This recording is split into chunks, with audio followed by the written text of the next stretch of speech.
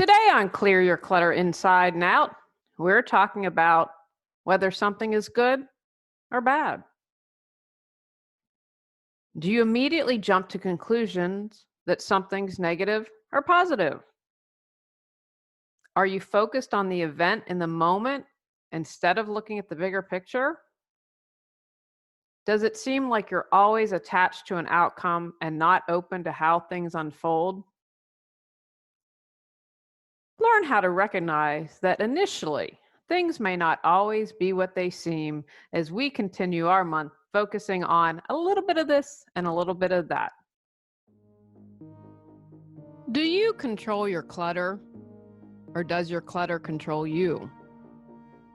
On Clear Your Clutter Inside and Out, we'll teach you awareness as well as action steps to create change in your life. Come on, let's get started. How is everyone doing today? The house is clean. I'm feeling really good. I love the steam mop. We did the steam mop today. We broke cleaning into 2 days, which just for us just made it go really much more smoothly. I have daisies hanging out in the sun. I'm going to make my first flower essence tincture. Super excited about it. I'm continuing my plant medicine class for the year and just have to share that because one of the things I'm really excited about and that I'm doing this month is we get to make stuff. Now the teacher calls them simples, which really makes sense because after this course is done, I'm going to retake it. It's all online because there's just such an incredible amount of information. And one of the things I really wanted to get into was making things. And so I'm starting off with the flower essence. I tried to make some oils, but I started before we got to the module on this, and I trust her teachings and don't use dried plant material. So anyway, I'm attempting that next. I'm very excited, just in a great mood today and excited to record this podcast for you. If we are always jumping and assuming that something is good or bad, that can create mental clutter, right? Because it can create anxiety. Really unnecessary. We're worrying about something and we don't even know. It's just the beginning of something. It can create a lot of emotional clutter, frustration, can create spiritual clutter because you might say, hey, this is wrong, this is bad, this shouldn't happen. And maybe it turns out being one of the best things that could have ever happened to you.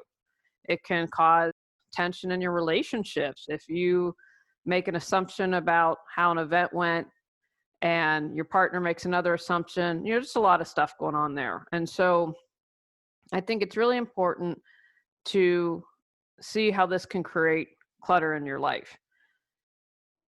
I am going to start off with what is the traditional Taoist teaching, and you might have seen this or read about this. I'm just going to read a shortened version, and then I'm going to share what inspired today. But this is what the Taoists say.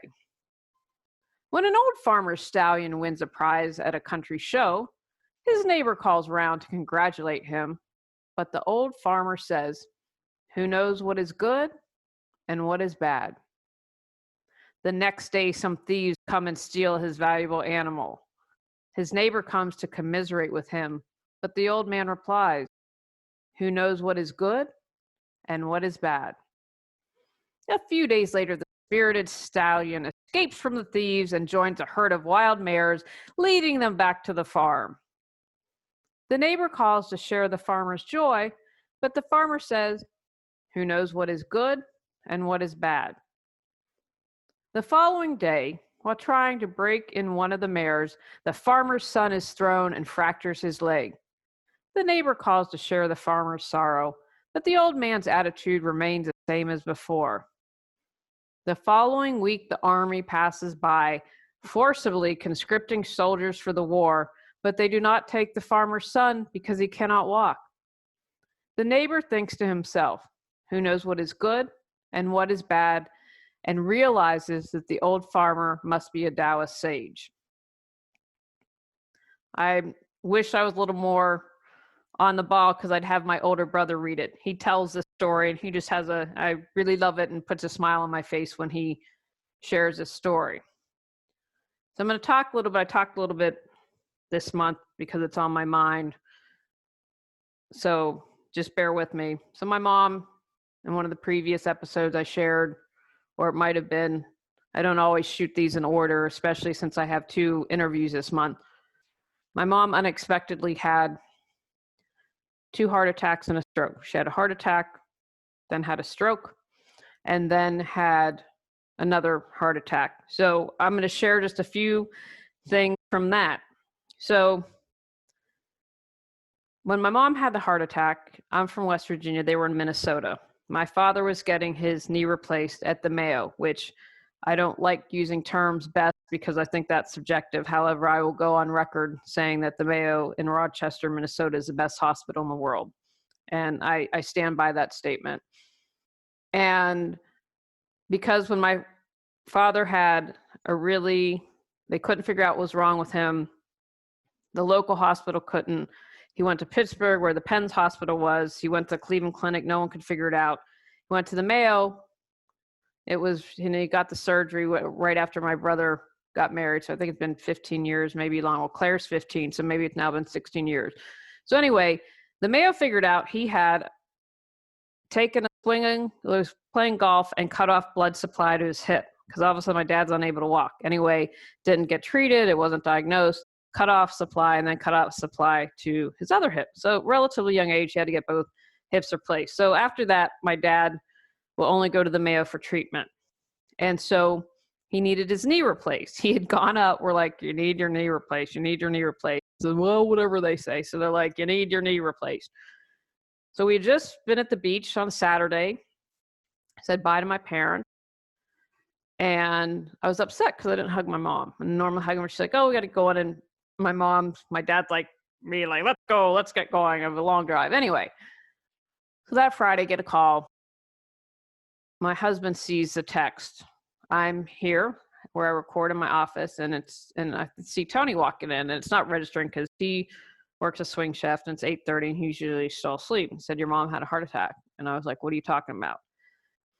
Here's what the good news is. So my dad went and had the knee replacement because of COVID, which is not good news, quote unquote.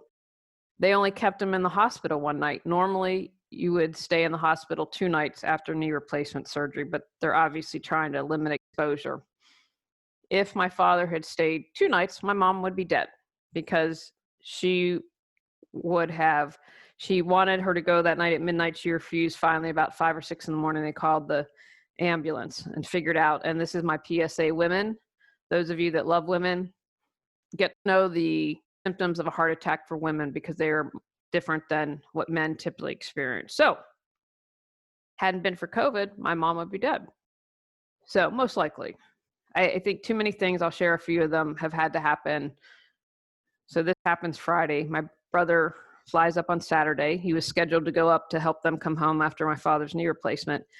And I get a text, mom is having a stroke. So she's at, in my view, the best hospital in the world. They would, again, be at my dad, they'd still be in Minnesota recovering. But what I learned is that you can, and I shared this again, I apologize, I'm going a little more detail here. I just think this is so important. So what I learned is you can operate on an active stroke. And so they operated. They were able to remove the clot. My mom has no paralysis. Time is of the essence when you have a stroke. So the doctor's comment is, quote, it's practically unheard of. I have zero problem saying it's a miracle. She's at the best hospital in the world. It's practically unheard of to have an active stroke, whatever. Don't expect me to explain medical terms that this is able to happen. So then we're there. So then my brother's there for a week, and then I go up. And they were really great. They're only supposed to allow 1 visitor. We snuck my dad in because they hadn't seen each other for almost 2 weeks. And then they switched so that I could come in. And you're not supposed to let people stay over. And I get it, but they made an exception. They were worried about her getting delirium because she hadn't slept, because she was scared. It's at night. She has a stroke. Her speech is still not back. And I get that. And you need to rest to heal, right? You need to sleep to heal. So anyway, let me stay over. And when she'd wake up, I'm here. It's okay. So we had really wanted to get her into the Mayo's Brain Center because it's the best in the world, right? But the doctors ended up refusing her. And so we're literally sharing the Taoist story between all of us a little version of this. And my dad sent out a link with it to remind us, who knows what's good or who knows what's bad. He said, so my father thankfully had travel insurance. And if you travel a lot, consider getting travel medical insurance, especially the older you get. So I was able to see them on the MedJet. They loaded them up in an ambulance, take them in a small plane with two people on board, in addition to pilot, I guess RN. I don't know if he was a doctor or emergency tech or whatever. Really nice people. Really got to talk to them as we were going through the hospital, and that's fascinating what they do. And so I was able to ask a bunch of questions. Anyway, so we're bummed out, but we get her to Pittsburgh, which is near where my parents live. Well, they have the same treatment. Basically, what the Mayo said was, we don't think she's strong enough because she has to do 3 hours of PT, OT, and speech therapy total a day. We don't think she's strong enough for it. Well, guess what? She had to do that here. Yet she's closer to home. So my father has been, he said it's the longest I've ever been away from home. I mean, he's in the hotel 21 days, 22 days, more than that. He's able to drive to her. It's about, I think, a 90-minute drive. But he has a supportive family. He has supportive friends. We have incredible support network for her. And so that was there for my father. And then, so my father was the only one, they wouldn't let any of the kids, but they could go outside the window. So she had people cheering her on. She's making great progress. Ends up having second heart attack. My brother ends up being able to talk. So anyway, get advice. They put a defibrillator in. So then we end up getting, and I went to school with his cousin, which is just smallness of the world. But this guy's a really great doctor. I guess he was at Pitt and WVU. Go Mountaineers, poached him. So we ended up getting, as far as we're concerned, probably one of the top heart doctors in the area. He was going to treat her and was fabulous with her. One of the things, but also, and he said, I agree with everything that this guy did. So one of the things my parents argued that they want, after the second heart attack and the defibrillator, they're like, we'll have for 2 weeks, we'll have 24-hour care to help her, but we want to go home. And my brother and I were like, is that the right decision? Because they wanted her to go back to skilled nursing because she's not up to par. And I have learned a lot about the Medicare process through this. So anyway, after having some time and going up there and for the foreseeable future, I'm going and spending about a third of my month each month, about 10 days up there to help out. She's in her own bed and she's able to sleep. Friends are able to visit with masks and safely distance. There's something about being in your own bed, right, that just allows you to sleep more. And so having some time, I can say, wow, it was better for her to come home and to heal more properly. So that is just my little thing of, is it good or is it bad, right? For many people, coronavirus is bad. Maybe you lost your job, but you know what? Maybe an even better one happens. But I just wanted to go into a little detail about that because I think it's so important. Like, as you see, and that's not everything, in a short back and forth, a good example of how we can, especially at the Mayo, because the Mayo's the best. I said that and I still stand by that. Well, we'll know if we don't get the Mayo. Well, you know what? They're doing the same thing. And she has a supportive family.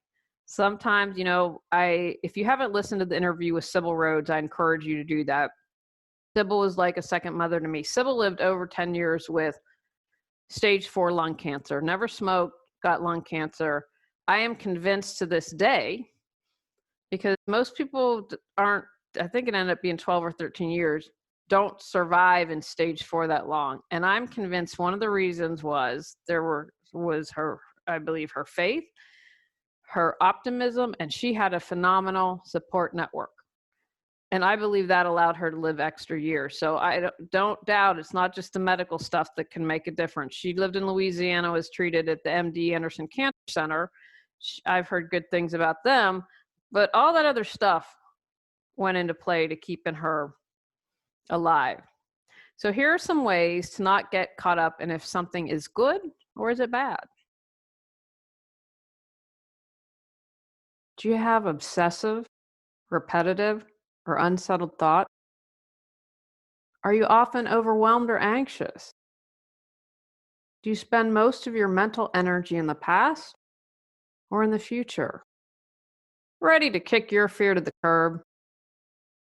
Get control of your clutter so your clutter doesn't control you. Reclaim time, money, sanity, and resources. Mental gut clutter 365 journal prompts supports you in clearing your mental clutter.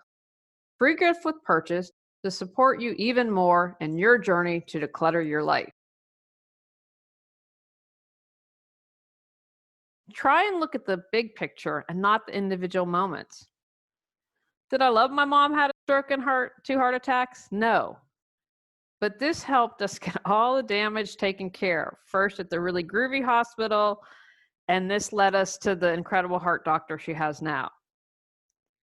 Being at the best hospital to treat an active stroke that saved her life was the better alternative than happening somewhere else. So taking that step back, and as I mentioned ago, taking a step back and saying the better alternative was to come home. My parents were right about that, to help her rest and heal. So where in your life do you need to look at the big picture? Maybe it didn't work out with someone. I had that happen to me, but then you get over your sadness, your anger, frustration, whatever it is, and you meet the love of your life. I'm going to encourage you to acknowledge that sometimes you can't see the big picture. I'm raising my hand on this one. Multiple times in my life, I haven't been able to. And that's one thing as I've gotten older, as I've done my personal growth and worked on myself, is how can I step back? I want to step out of the situation and become neutral. I also want to see what other higher perspective can I see in this moment, because I always can't. When I was lonely and tired of it not working out with someone, I was upset. But I wouldn't change any of that because it wouldn't have led me to Tony. I believe all the relationships that didn't work out, I learned something from the man, and it allowed me to be in the right frame of mind to welcome my husband. 20 years ago, I would have never looked at a guy that was shorter than me. No way, not happening. I wouldn't trade. My husband's the best thing that ever happened to me by far. I love this man to death. I am fortunate that he loves me even when I'm my curmudgeon self.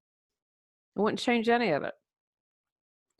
My last job 11 years ago sucked because it was abusive. But because of that, that pushed me into my own business. It got me to get over my fear of speaking in public. It allowed me to write books. It allowed me to do a podcast. It made me courageous. Did that job suck? Absolutely, for 13 months. And it gave me the kick in the pants I needed. It was so bad. I thought, nothing can be worse than this. Let's go for it. If my business doesn't work out, I'll start my own. I'll just get another job. Expand your perspective. I mentioned that a moment ago. 2020 has just sucked big time, right? Let's just keep it real. In so many ways, and so many things happening. But if, again, as I mentioned, my dad wouldn't have been in the hospital and not there to call 911 in the hotel room. And that saved my mother's life. That's irrefutable. Someone else might discover something life-threatening because they got COVID. I've heard of stories, wow, I got COVID and I'm sick, and they found a lump or they found something else, right? It was that immediately, oh my gosh. And I'm going to encourage you in the moment, especially if you think something is negative or bad, release that emotion as quickly as possible and then try to expand your perspective, because you can go down that rabbit hole and that doesn't do anything. And that's, remember, where the tension goes, energy flows, and you don't want it focused on that bad thing. So don't immediately assume, right?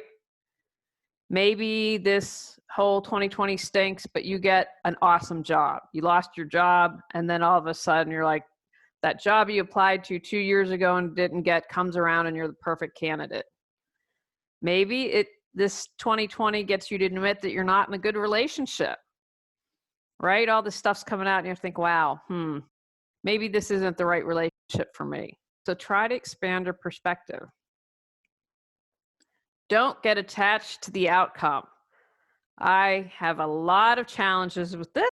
I am much better the more I have relaxed and gotten in flow and not try to control every step of the way, the better I do with this. We all get tripped up here from time to time. Try to be in the flow of life. And remember, you can't always see anything because there might be something better. So I will let you all know the outcome of the court case. So we filed on the 27th. I'm sorry, no, we filed on the 20th. I looked at all my astrology and stuff. And so when this first went down, my husband's like, let's just install it and fight it. And I was like, after we talked, like, nah, it's going to be a year, blah, blah, blah. Well, this is before he's been working at home since March, but his boss was like, I don't want you unhappy. Move to where you need to move and we'll make it work. So we didn't get upset that we didn't install the solar panel. Now, because of some other things that went down, and I truly believe this, that part of my karma, and I'll include Tony on this, of coming here, there's been such the craziness that has gone on, and it's almost nuts. We are talking to other neighbors now, and they're going to come to the case with us because I will either present some of their evidence, and I'm helping them put together a case, and English is not their first language, and so I've been helping them. I said, well, come in if you want to wait and file, but at least come to the court. But for instance, the whole time they ignored us for 6 months, and we filed suit, and we said 170 days after contacted you, you haven't talked to us. So in a similar issue on solar panel, they have been communicating multiple times with this other family. So that's not going to look good for them. I found another statute I'm going to share. And then the other thing, they sent this couple this email basically saying you don't want to sue and trying to guilt them and saying, well, you know, other homeowners should be harmed because you didn't pay attention. Well, you can't do that. If you just Google things HOAs can't do, it's most likely on a lot of blogs or articles going to say they can't prevent you from filing a lawsuit. So not only did they do that, they insulted, in my view, their intelligence by saying a reasonable person would understand, which made me think they talked to an attorney because reasonable is a lot of time thrown around. And I thought English isn't their first language, and it wasn't clear. And if you don't have a law degree, you have 80, 90 pages of CC&R. And apparently their neighbors who you made jump through hoops after they installed the pool weren't reasonable and didn't understand because you had to have all this stuff and they thought they had done everything right. So anyway, just a long thing to say that it's going to allow us to move to West Virginia, to be close to my family, which I'm excited about. And when the outcome happens, I have to let go. Do I want to win? Absolutely, because I get very frustrated when I see injustice in the world. It drives me nutso. But I believe it's my karma to kind of stand up and finally say, enough. You can't continue to treat people like this. And I can't admit into evidence. If it gets further, then we'll subpoena people. But stories that are just redonkulous. And so however it's meant to hang out, hash out, it will, because I'm not done. I'm doing a lot more behind it, which I'll share, because it's the bigger issue to me is anyone who lives in North Carolina, if they live in an HOA and they want solar, they shouldn't be prevented. So that's just a roundabout way. Don't get attached to the outcome, right? Because we didn't get the solar panels, but we're going to West Virginia. That will be more important. And then we'll find a neighborhood where we can get panels. Look back on your own life. Was there something that maybe was initially bad, but then 6 months later, you're like, wow, that ended up being good. Or maybe there was something good, like you went on that date with that really handsome person, but they ended up being really shallow. And so it ended up being bad. So take the time to look around at your own life. Where have been times that you've made the assumption and it wasn't what you thought it would be? I'd encourage you to do that, because then you can remind yourself, okay, yeah, if I do look back on my life, there have been times where my knee-jerk reaction that ended up being the opposite of what I thought. Examine your own life right now. Is there anything going on that you can say, oh no, bad, bad, bad, bad? Take a step back. How could it possibly be good? Take the time to contemplate. I was super excited for my last job because it was a bump up in title. Pay was about the same because I was coming from Los Angeles, but I had worked independently as a contractor for 18 months, but it was a bump up in title. Ended up being the worst job of my life, right? So just take the time, look at what's going on in your life now and apply, and then write down your thoughts. Understand good and bad both simply happen in life. If you can accept this, life is easier. I know there was a book titled this. If you try to answer why bad things happen to good people, you'll go nuts. At least I would. It is just part of this crazy roller coaster of thing we call life. And so don't get caught up in that. And the other thing I'd say, you don't know everything that everyone's done. I've seen it more than once at my age where this person's like, oh, yeah, I'm just great. And stuff would come out. Oh, maybe not so great. Maybe you're not so kind. Maybe you're kind of a bad person. So don't make all those assumptions because you don't know everything about everyone. If something bad happens to you, does that make you a bad person? Absolutely not. Absolutely not. I also believe, and one of the things when annoying things happen to me is just this helps me. It might not work for you. Well, I've cleared some karma. That helps me just let it go a little bit easier.